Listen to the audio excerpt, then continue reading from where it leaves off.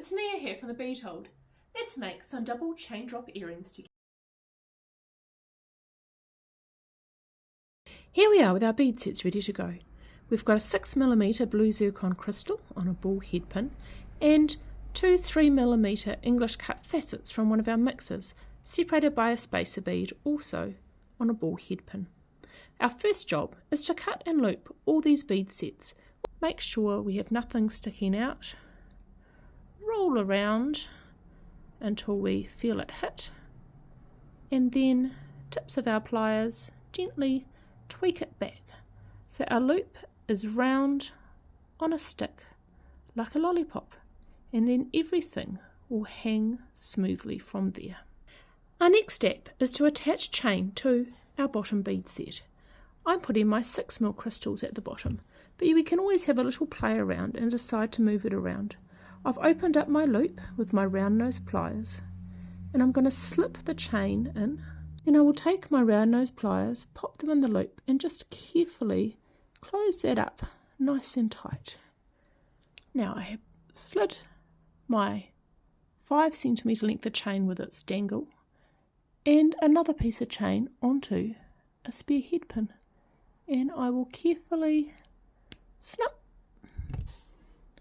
Check that I have the length right, which I do, and then I'm going to put on my second 6mm dangle.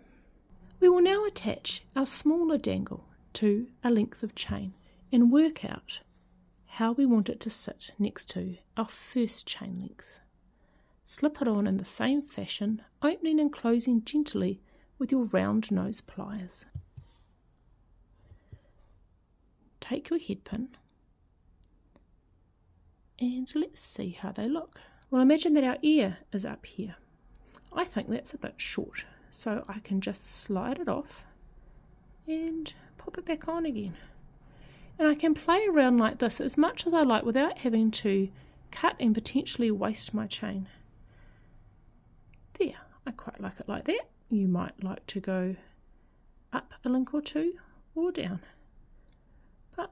I actually think that looks better, so that's what I'm going to do, and just snip at the top there. I've chosen to use a stud drop today for my chain dangles to hang off. I really like these ones, and I'm using one of our large flat-backed butterfly packs. Our next step is to open up a jump ring nice and wide and hook everything in together. Imagine that your jump ring is a clock. The little opening should be at 12 o'clock. Take your chain nose pliers and grip firmly at 9 o'clock. Then your round nose pliers, grip at 3 o'clock.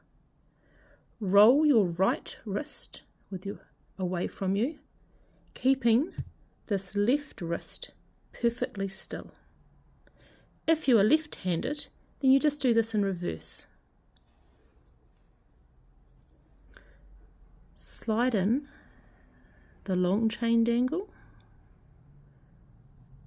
and then the shorter chain dangle, keeping that left wrist rock solid at all times. And then we slide on our stud.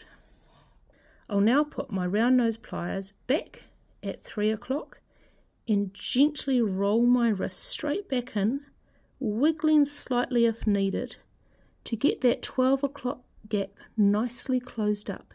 Any little gaps are no good. It needs to be a lovely tight join.